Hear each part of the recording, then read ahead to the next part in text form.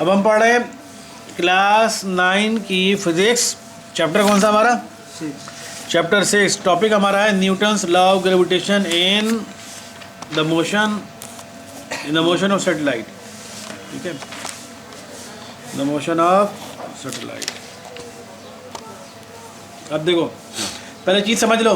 क्या चीज़ समझिए? मैं डायग्राम समझा रहा हूँ। ये देखो डायग्राम बनी हुई है, ये डायग्राम बनी। पहले ये देख लो। देखो ये है हमारा अर्थ। ये जो ग्रीन कलर का शो हो रहा है ना, ये सर्कल, ये अर्थ को शो कर रहा है। अर्थ है हमारी।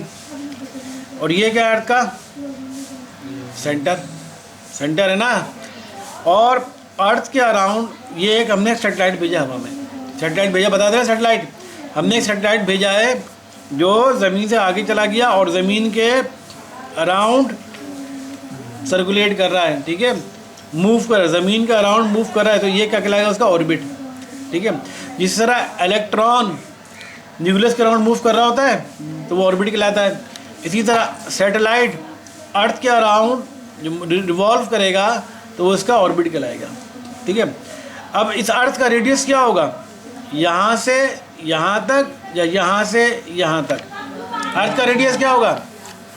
यहाँ से यहाँ तक होगा ना अर्थ का रेडियस। रेडियस यही होता है ना। रेडियस क्या होता है? एक सर्कुलर बॉडी है, उसके सेंटर से लेकर यहाँ तक का डिस्टेंस वो कहलाता है रेडियस। तो अर्थ हमारी ग्रीन वाला सर्कल ये अर्थ को शो कर रहा है। अर्थ का रेडियस यहाँ से यहाँ तक होगा। अर्थ का रेडियस यहाँ से यहाँ तक होगा। इतनी बात समझ में आ रही है? और ये सैटेलाइट है, नजर आ रहा है सैटेलाइट। ये सैटेलाइट जिस अर्थ के अराउंड मूव कर रहा है तो ये ऑर्बिट बन गया एक तरीके का। क्या बन गया? वो ऑर्बिट बन गया। ये सैटेलाइट अर्थ के अराउंड मूव कर रहा है तो आपका ऑर्बिट हो गया। इस ऑर्बिट का रेडियस क्या होगा? यहाँ से यहाँ तक, ये होगा ना ऑर्बिट का रेडियस। यहाँ से यहाँ तक, तो यहाँ से यहाँ तक किसका रेडियस है? अर्थ का रेडियस। और यहाँ से यहाँ तक किसका रेडियस है? ऑर्बिट का रेडियस। ऑर्बिट, सैटेलाइट जिस ऑर्बिट में मूव कर रहा है उस ऑर्बिट का रेडियस होगा। समझ आ रही है बात? ये सैटेलाइट यूँ मूव कर रहा है तो हम कहेंगे इस ऑर्बिट का रेडियस क्या होगा? यहाँ से यहाँ तक। अच्छा, अब ये सैटेलाइट जो ज़मीन से ऊपर है, ज़मीन से ऊपर, तो वो डिस्टेंस को हमने एच ले लिया। ये ज़मीन है हमारी, अर्थ है। अर्थ से एच डिस्टेंस के ऊपर सैटेलाइट है। ठीक है, तो हमने एच डिस्टेंस ले लिया। तो मैं कहूँ ये इस सैटेलाइट का, जो सैटेलाइट यूँ घूमेगा, इसका ऑर्बिट क्या हो गया? यहाँ से यहाँ तक radius R plus H. R यहाँ से यहाँ तक एच, यहाँ से यहाँ तक आर, यहाँ से यहाँ तक रेडियस, यहाँ से यहाँ तक हाइट। रेडियस प्लस हाइट करोगे, रेडियस प्लस एच करोगे तो इस ऑर्बिट का रेडियस आ जाएगा। समझ आ रहा है ना? बिल्कुल भाई। अर्थ का रेडियस यहाँ से यहाँ तक, और सैटेलाइट जिस सर्कुलर पाथ में मूव कर रहा है उस सर्कुलर पाथ का रेडियस यहाँ से यहाँ तक होना चाहिए ना ये। ठीक है, यहाँ से यहाँ तक रेडियस, यहाँ से यहाँ तक जो सैटेलाइट का जो रेडियस है यहाँ से यहाँ तक जो है वो किसके बराबर होगा? यहाँ से यहाँ तक का रेडियस जो अर्थ का रेडियस है प्लस यहाँ से यहाँ तक की हाइट। यानी अर्थ के रेडियस में हाइट प्लस कर दें तो इस सैटेलाइट का रेडियस आ जाएगा। समझ आ गई इतनी बात? मतलब ये दिमाग में रखना ये चीज़ें। हम पढ़ने जा रहे हैं जब कोई ऑर्बिट, जब कोई सैटेलाइट अर्थ के अराउंड मूव कर रहा होता है तो किस वेलोसिटी से मूव करेगा, वेलोसिटी निकालने जा रहे हैं, उसकी डेरिवेशन करने जा रहे हैं। जब कोई सैटेलाइट अर्थ के अराउंड मूव कर रहा होता है तो उस और सैटेलाइट की वेलोसिटी कितनी होगी, हम वेलोसिटी निकालने का फार्मूला ड्राइव करने जा रहे हैं। ठीक है, तो वो जो सर्कुलर पाथ जिस पर हमारा आर्टिफिशियल सैटेलाइट मूव कर रहा है ज़मीन के अराउंड, उस सर्कुलर पाथ को क्या कहते हैं? ऑर्बिट कहते हैं। ठीक है ना, वो सर्कुलर पाथ जो जिस सर्कुलर पाथ पर हमारा आर्टिफिशियल सैटेलाइट अर्थ के अराउंड मूव कर रहा है उस सर्कुलर पाथ को ऑर्बिट कहते हैं। ठीक है, और इस केस में जब भी मैंने समझाया ऑर्बिट किसके बराबर आया था? Radius of the earth plus height, ज़मीन से लेकर उस ऑर्बिट तक की, उस सैटेलाइट तक की हाइट। तो उस ऑर्बिट का रेडियस आया था ज़मीन का रेडियस, अर्थ का रेडियस, और ज़मीन की सरफेस से लेकर एच हाइट तक डिस्टेंस, दोनों को सम कर लोगे तो उस ऑर्बिट का रेडियस आ जाएगा जिस रेडियस में उस ऑर्बिट का रेडियस आ जाएगा जिस ऑर्बिट में वो सैटेलाइट मूव कर रहा है। समझ आ गई बात ये? अब हम तो सपोज करते हैं स्मॉल एम इस मास ऑफ द सैटेलाइट। सैटेलाइट जब मूव कर रहे हैं तो सैटेलाइट का भी कुछ ना कुछ मास होगा। स्मॉल एम शो कर रहा है mass of the satellite, capital M show कर रहा है मास ऑफ द अर्थ। ठीक है, कैपिटल आर शो कर रहा है radius of the earth. Capital radius of the earth, और एच हमने हाइट ली हुई या एल्टीट्यूड ली from the surface of the earth. ज़मीन की सरफेस से कितनी हाइट पर सैटेलाइट है वो हमने ले लिया एच। समझ आ रही है बात ये? तो स्मॉल आर क्या हो जाएगा, आर प्लस है। जी स्मॉल आर क्या चीज़ है? रेडियस। कौन सा रेडियस? ऑर्बिट है। ऑर्बिट का रेडियस मतलब यानी वो ऑर्बिट जिसमें सैटेलाइट मूव कर रहा है, ये बताया था ना, वो ऑर्बिट जिसमें सैटेलाइट मूव कर रहा है उस ऑर्बिट की रेडियस किसके बराबर होगा? Radius of the earth plus height, ठीक है ना, ज़मीन से उस ऑर्बिट तक की हाइट, दोनों को प्लस कर लोगे तो उस ऑर्बिट का रेडियस आ जाएगा। समझ आ रहा है ना? ऑर्बिट का रेडियस स्मॉल आर है, जबकि ज़मीन का अर्थ का रेडियस कैपिटल आर है। और ऑर्बिट का रेडियस ज़्यादा है या ज़मीन का रेडियस ज़्यादा है? ऑर्बिट का ज़्यादा है ना, ऑर्बिट तो ज़मीन से भी बाहर आ गया। ऑर्बिट का रेडियस क्या बोला? रेडियस ऑफ द अर्थ में प्लस कर लो हाइट को, तो ऑर्बिट का रेडियस ज़्यादा हो गया ना, ये समझ में बात है। देखो ये ऑर्बिट रेडियस क्या है, मैं दोबारा डायग्राम समझा रहा हूँ। ऑर्बिट का रेडियस क्या है? देखो ज़मीन का रेडियस क्या है, ये ज़मीन है आपकी अर्थ है, उसका रेडियस यहाँ से यहाँ तक की लेंथ रेडियस है। तो ऑर्बिट तो ये वाला है ना, ये ऑर्बिट, इसका रेडियस क्या है? यहाँ से यहाँ तक, ये रेडियस ज़्यादा है ना ये, और ज़मीन का रेडियस कम है। तो हम कहेंगे ऑर्बिट का रेडियस ज़मीन के रेडियस में प्लस कर लो यहाँ से यहाँ तक की हाइट को, तब ऑर्बिट का रेडियस आएगा। ठीक है, समझ आ रही बात? ये बहुत आसान है टॉपिक और जल्दी समझ में आ जाना चाहिए। तो हमने कैपिटल आर से शो कर रहे हैं रेडियस ऑफ द अर्थ, और स्मॉल आर से शो कर रहे हैं कौन सा रेडियस? ऑर्बिट का रेडियस ऑफ द ऑर्बिट। अच्छा, देन वी ऑलरेडी डिस्कस, हमें पता है जो हमारा जो सैटेलाइट जो है जब वो ज़मीन के अराउंड मूव करेगा, सर्कुलर पाथ में मूव कर रहा है, हमारा सैटेलाइट ज़मीन के अराउंड सर्कुलर पाथ में मूव कर रहा है, कर रहा है ना। जब कोई बॉडी सर्कुलर पाथ में मूव करती है उसमें कौन सी फोर्स पैदा हो जाती है? एक फोर्स पैदा होती है, दो फोर्स पैदा होती है, तीन, कितनी फोर्स पैदा होती हैं? ये पढ़ चुके हम, सेंट्रीपिटल फोर्स और सेंट्रीफ्यूगल फोर्स बताया था मैंने। जब भी कोई बॉडी सर्कुलर पाथ में मूव कर रही होती है तो उसमें दो फोर्स क्रिएट होती है, एक सेंट्रीपिटल फोर्स और एक सेंट्रीफ्यूगल फोर्स। सेंट्रीपिटल फोर्स क्या होती है? जैसे कोई बॉडी मैंने बताया था, ये टॉपिक में पढ़ा चुका हूँ पहले भी। देखो एक मिसाल कोई भी बॉडी है, जैसे ये इलेक्ट्रॉन है, ठीक है, ये सर्कुलर पाथ में मूव कर रहा है, सर्कुलर पाथ में मूव कर रहा है। तो कोई भी बॉडी जब कोई सर्कुलर पाथ में मूव कर रही होती है तो उसमें दो फोर्स क्रिएट हो जाती है, एक सेंट्रीपिटल फोर्स जो उसको सेंटर की तरफ खींच रही होती है, एक सेंट्रीफ्यूगल फोर्स जो उसको सेंटर से दूर ले जाने की कोशिश कर रही होती है। लेकिन अगर ये बॉडी कंटिन्यूस सर्कुलर पाथ पे ही मूव कर रहा है तो इसका मतलब सेंट्रीपिटल फोर्स और सेंट्रीफ्यूगल फोर्स आपस में बराबर है, तभी तो मूव कर रहा है ना। सेंट्रीपिटल फोर्स अगर ज़्यादा होगी तो ये सेंटर में गिर पड़ेगा ये बॉडी, और सेंट्रीफ्यूगल फोर्स अगर ज़्यादा होगी तो इस सर्कुलर पाथ से बाहर निकल जाएगा। तो ये ना ये बॉडी जो है सर्कुलर पाथ के जब के अंदर जो मूव सर्कुलर पाथ पे ही मूव कर रहा है, ना तो ये बीच में सेंटर में गिर रहा है। ये बॉडी हमने कहा सैटेलाइट है हमारा, ये सैटेलाइट जो है अर्थ के अराउंड मूव कर रहा है, तो ना तो अर्थ के ऊपर जाके गिर रहा है, ना अर्थ से बाहर निकल रहा है, बाहर जाके। इसका मतलब सेंट्रीपिटल फोर्स और सेंट्रीफ्यूगल फोर्स अपने बराबर है, तभी तो वो एक ही जगह मूव कर रहा है ना। ये समझ आ रही बात? ये तो हमने कहा सेंट्रीपिटल फोर्स बराबर होगी ग्रेविटेशनल फोर्स की या सेंट्रीफ्यूगल, बेसिकली हमें ग्रेविटेशनल फोर्स की मिसाल दी है। सेंट्रीपिटल फोर्स हमारे पास, अच्छा यहाँ पर उन्होंने मिसाल दी ग्रेविटेशनल फोर्स। ज़मीन कौन सी फोर्स लगा रही है? अच्छा, सेंट्रीपिटल फोर्स तो होगी, लेकिन कौन सी फोर्स? सेंट्रीपिटल फोर्स सबब किस चीज़ की बनेगी? ऑर्बिट जो है ज़मीन के अराउंड सर्कुलर पाथ में मूव कर रहा है, तो कौन सी चीज़ उसको खींच रही है जिसकी वजह से वो मूव कर रहा है? ज़मीन फोर्स प्रोटेक्शन लगा रही है ना, तो वो ग्रेविटेशनल फोर्स है। तो ग्रेविटेशनल फोर्स ही असल में सेंट्रीपिटल फोर्स है ज़मीन के किस केस में? इस केस में ग्रेविटेशनल फोर्स, ज़मीन की ग्रेविटेशनल फोर्स उस सैटेलाइट को अपनी तरफ खींच रही है, ठीक है, और तो वो हो गया सेंट्रीपिटल फोर्स। और चूंकि वो बॉडी से चूंकि ऑर्बिट, चूंकि वो आपका सैटेलाइट जो सर्कुलर पाथ में मूव कर रहा है तो उसमें सेंट्रीफ्यूगल फोर्स भी लाजमी तो लगेगी। तो सेंट्रीफ्यूगल फोर्स कौन सी होगी? तो हमने कहा पहले सेंट्रीफ्यूगल फोर्स भी ज़्यादा लग रही होगी, तो सेंट्रीफ्यूगल फोर्स जो है वो उसको बाहर निकालने की कोशिश कर रही होगी। तो हमने कहा सेंट्रीपिटल फोर्स और सेंट्रीफ्यूगल फोर्स जो दोनों बराबर हैं, तभी वो इसी वजह से वो सैटेलाइट ना ज़मीन के ऊपर जाके गिरता है, ना ज़मीन के अराउंड सर्कुलर पाथ से बाहर निकलता है। ना तो सर्कुलर पाथ से बाहर निकल रहा है, घूमते घूमते बाहर निकल जाए, और ना ऐसा हो रहा है कि घूमते घूमते ज़मीन के ऊपर गिर पड़े। तो मतलब सेंट्रीपिटल फोर्स सेंट्रीफ्यूगल फोर्स बराबर है। अब सेंट्रीपिटल फोर्स इस केस में कौन सी है? तो हमने कहा सेंट्रीपिटल फोर्स इस केस में कौन सी होगी? ग्रेविटेशनल फोर्स होगी, जो ज़मीन को खींचेगी, जो बॉडी को खींच रही है।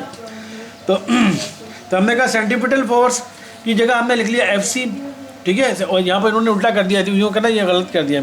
Gravitational force centripetal force basically अच्छा ठीक है सही है। उन्होंने सिर्फ सेंट्रीपिटल फोर्स की बात की। इन्होंने बोला सेंट्रीपिटल फोर्स कौन सी है? फोर्स ऑफ अट्रैक्शन है जो ज़मीन खींच रही है। FC सेंट्रीपिटल फोर्स है, वो कौन सी फोर्स की वजह से है? वो ग्रेविटेशनल फोर्स की वजह से। ग्रेविटेशनल फोर्स ही है जिसकी वजह से सेंट्रीपिटल फोर्स क्रिएट हो रही है।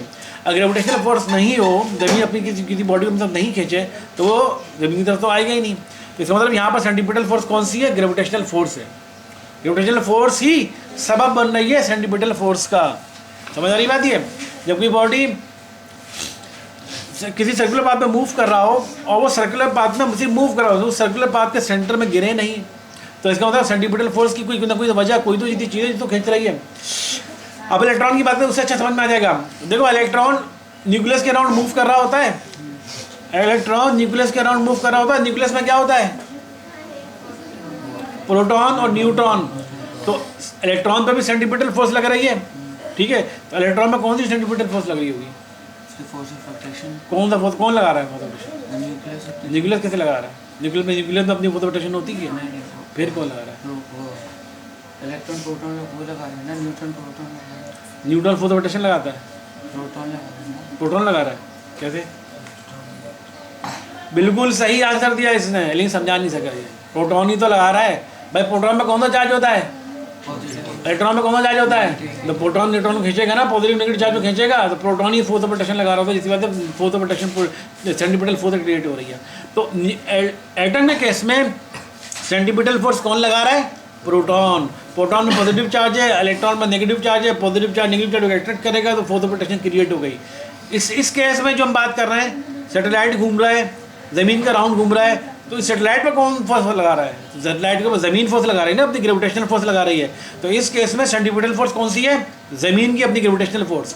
तो हमने कहा FC जो कि सेंट्रीपिटल फोर्स, वो कौन सी है? ग्रेविटेशनल फोर्स के बराबर है। तो और ग्रेविटेशनल तो FC हमें पता है FC किसके बराबर होता है? mv²/r।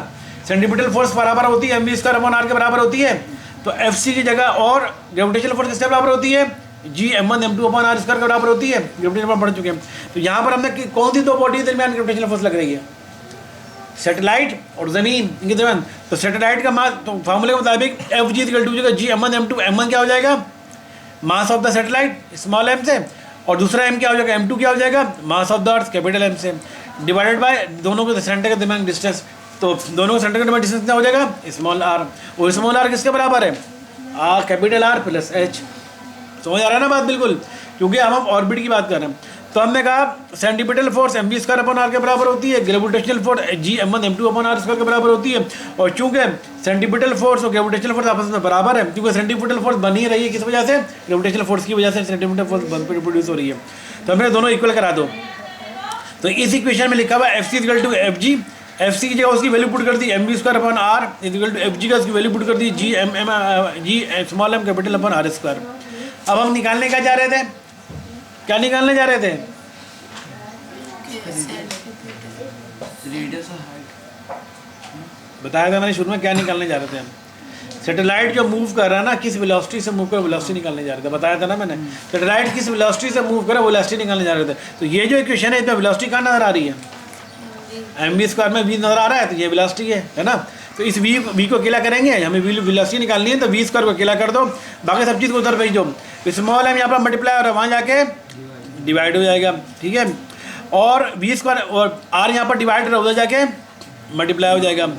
तो क्या हो जाएगा? r जब ऊपर जाएगा और इस m जब नीचे आएगा, एक m से m कैंसिल हो जाएगा और r से r कैंसिल हो जाएगा। समझ आ रही बात है? ये मैं करके दिखाया था शायद, ये देख रहे हो कैसे हुआ ये क्वेश्चन कैसे बनी, इनकी क्वेश्चन कैसे बनी। तो ये हो गया mv²/r G(m1m2r²। हमें v मालूम करना है, तो v² को पहले तो v² को अलग कर लो। v² बराबर हो जाएगा g, ये g लिखा हुआ है, small m capital M upon r²। यहाँ पर तो ये लिखा हुआ है।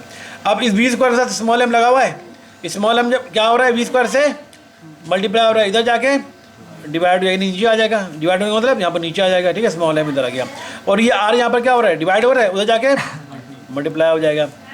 नीचे भी स्मॉल m, ऊपर भी स्मॉल m, कट गया दोनों। यहाँ पर r² है, यानी 2 r लिखे हुए, r मल्टीप्लाई बाय r लिखा हुआ है। r² का मतलब क्या हुआ? r multiply by r। एक r से एक r कट गया, तो क्या बचा ऊपर? G(M)E अपॉन आर, ये बच गया। आ गई बात समझ में?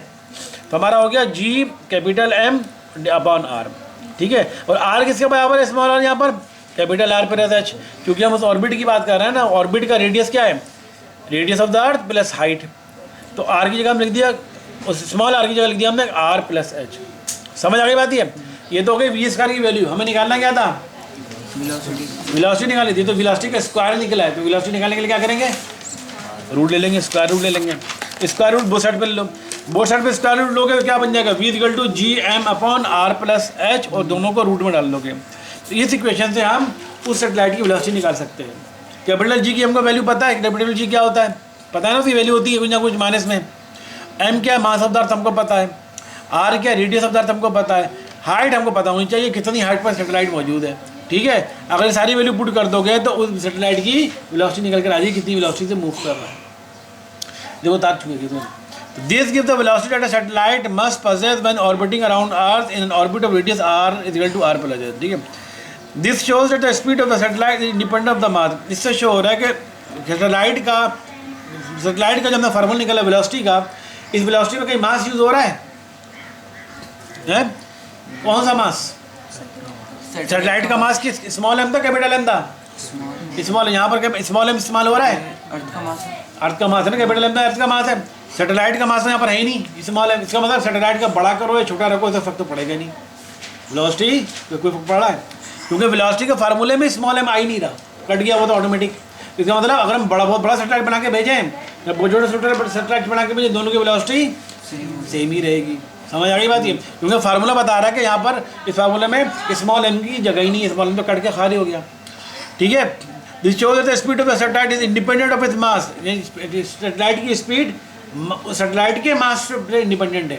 सैटेलाइट का मास बहुत बड़ा हो, उसकी वेलोसिटी पर कोई फर्क नहीं पड़ेगा। सैटेलाइट का मास बहुत छोटा हो, उसकी वेलोसिटी से फर्क नहीं पड़ेगा। इससे क्या फ़ायदा हुआ कि हम छोटे से छोटा सैटेलाइट बनाएंगे, ताकि जितना छोटा सैटेलाइट हो हमारे इधर बात है, हमारा कॉस्ट कम आएगी। इतनी बड़ी चीज़ बनाओगे, एक छोटा घर बनाओगे तो कॉस्ट ज़्यादा आती है, बड़ा घर बनाने में कॉस्ट ज़्यादा आती है। छोटा घर में ना, तो छोटा सैटेलाइट बनाओगे तो कॉस्ट आपकी कम आएगी। आप चाहोगे तो भाई ऐसे छोटे छोटे सैटेलाइट बनाओ, एक बॉल के बराबर बना दूँ उतना छोटा सैटेलाइट, ताकि कम से कम कॉस्ट आए और मेरा काम भी पूरा हो जाए, हमारे सारे सिग्नल वगैरह कैच करके हमें इन्फॉर्मेशन देता रहे लाइव, है ना। तो आदमी यही चाहता ना, हर आदमी यही चाहता है कम से कम कॉस्ट में काम हो जाए। तो इस फार्मूला ये जाहिर हो रहा है, क्योंकि सैटेलाइट का मास इंडिपेंडेंट है, सैटेलाइट के मास का कोई फर्क ही नहीं पड़ा। तो हम छोटे से छोटा अगर बात करो इस फार्मूले में कैपिटल वो सैटेलाइट का भी मास आ रहा होता, कटता नहीं। तो फिर इसका मतलब है कि सैटेलाइट का मास भी वेलोसिटी पर डिपेंड कर रहा होता। फिर हमें सैटेलाइट का मास भी उसके साथ ज़्यादा बड़ा बनाएंगे तो वेलोसिटी भी ज़्यादा होगी, छोटा बनाएंगे तो वेलोसिटी भी छोटी होगी, कम हो जाएगी। तो हमें तो सैटेलाइट की वेलोसिटी तेज़ रखनी है, तो सैटेलाइट तेज़ रखने के लिए तो हम क्या छोटे से छोटा सैटेलाइट बना दो, है नहीं। अगर कोई मकसद है, कोई पर्पज़ है। अब एक सैटेलाइट बहुत स्लो जा रहा है, अभी वहाँ तक पहुँचा ही नहीं, हमें तो लाइव पहुँचेगा। तो वो तेज़ मूव करे तभी तो लाइव सारा सिग्नल देगा ना। एक पूरे ज़मीन का चक्कर उसने लगा लिया, ज़मीन चक्कर लगा लिया और सारी उसने तस्वीरें खींच ली, सारा सिग्नल पकड़ लिया, सबको उसने मैसेज भेज दिया। अब वो सुबह से निकल रहा है इतना स्लो। अभी यहाँ पर ये ज़मीन है, ये वाला ऐसा शो कर रहा है अमेरिका, ये वाला शो कर रहा है पाकिस्तान, ये वाला शो कर रहा है इंडिया, अलग अलग जगह पर है ना। ज़्यादा ये अलग अलग जगह पर है पूरा। अभी सैटेलाइट यूँ चल रहा है, अभी अमेरिका के ऊपर खड़ा हुआ है, अभी वो नीचे पाकिस्तान की जगह पर आई ही नहीं है, और बहुत स्लो चल रहा है। तो हमारा तो सिग्नल तो हमारा पहुँचेंगे नहीं, तो बहुत तेज़ मूव करे तो सिग्नल पहुँचेगा, वहाँ से पहुँच के यहाँ पर भी आ गया, उधर में सिग्नल भी भेज दिए। समझ आ रही बात ये? तो इसलिए जब चूँकि सैटेलाइट का मास कोई इस इक्वेशन से शो नहीं हो रहा, तो हम कहेंगे सैटेलाइट की वेलोसिटी, सैटेलाइट की वेलोसिटी का सैटेलाइट के मास से कोई फर्क नहीं पड़ता।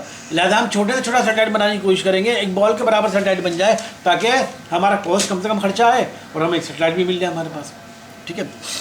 Hence, every satellite where it is very massive, large or very small has the same speed in the same orbit, है ना।